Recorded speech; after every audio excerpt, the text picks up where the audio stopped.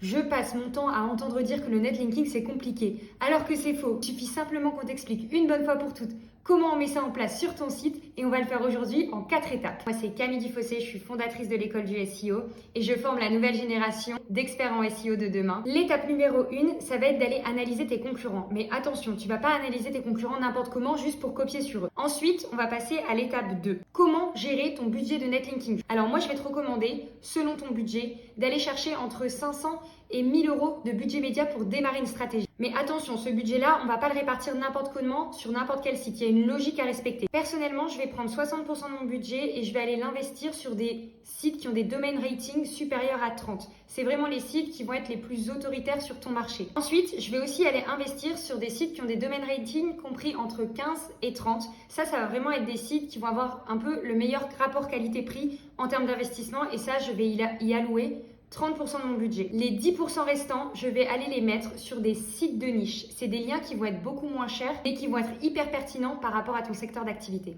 Allez, on passe à l'étape 3 et c'est là que Linksgarden va entrer en scène puisqu'en fait Linksgarden c'est une plateforme d'achat de liens qui va justement faire tout ce travail de tri.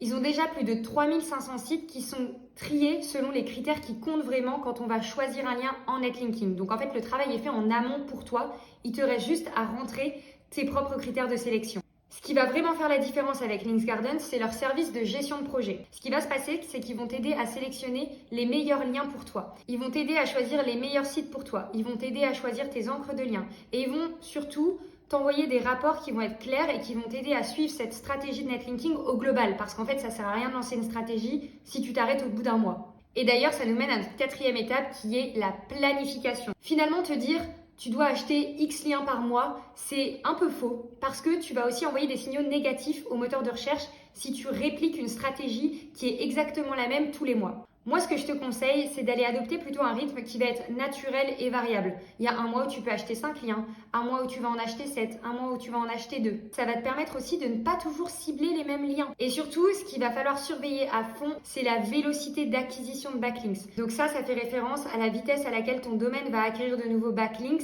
au fil du temps. Donc en fait, il ne faut pas qu'on ait d'un coup un énorme pic d'achat de liens. Ça paraît très suspect. Jamais oublier qu'on cherche quelque chose de progressif, de naturel. Si tu as d'autres questions, tu peux les poser en commentaire et je serai ravie d'y répondre avec une prochaine vidéo. Salut!